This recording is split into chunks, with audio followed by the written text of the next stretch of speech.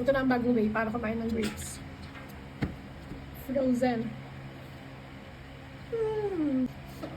Frozen grapes. Ay ko, pero ang sarap na talaga.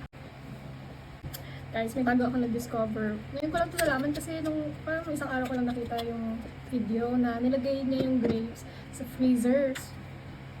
Sarap niya. Ganda siya. Kailangan lang yung grapes nyo seedless. Sarap ito. Oh my god. Hindi naman ito seedless. Ano yung mga popsicle na grape flavor?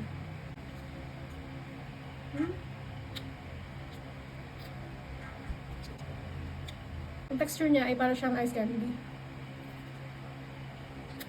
Parang may seed po to. Ay, ang cute. What is this?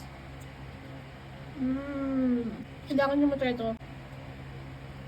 Ang sarap. Ang sarap niya. Gusto ko kasi mag-try na nga ganito. Mga kumakain lang. Tapos nagkikanta-kanta lang. No? I can't wait na mag-try pa ng iba. Gusto ko yung mga ganito kalit. Gusto ko pala i-try yung green. Di ba maasim yun? Ay, cute. Nagdikit sila.